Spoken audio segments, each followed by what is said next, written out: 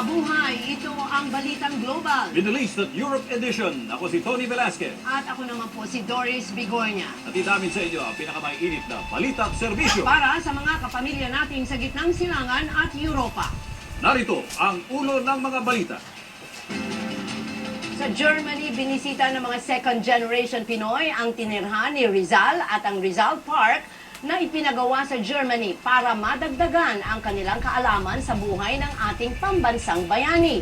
Mula Wilhelmsfeld, may Balitang Global, si Ver Quizon.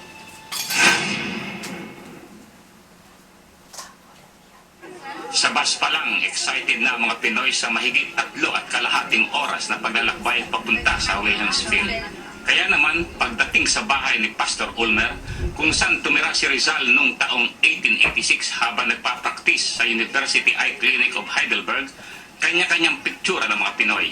Kami po ay nagagalak at nakita namin yung kung ano po yung napagdaanan ni Rizal. Masaya po ko kasi maraming nakakaalala sa kay Jose Rizal.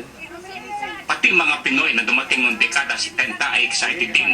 45 years na ako dito, pero first time akong nakarating. Kaya ako mamay hahalik sa lupa. Nakakatuwa talaga makarating di mismo ang lugar na pinanggalingan at pinag-aralan ni Rizal dito.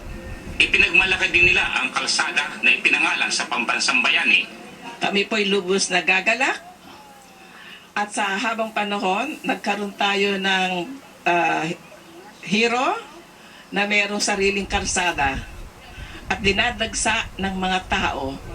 Nagpunta rin sila sa Rizal Park na ipinatayo noong taong 2003 sa suporta ng lokal na pamahalaan ng Wilhelmsfield at Knights of Rizal.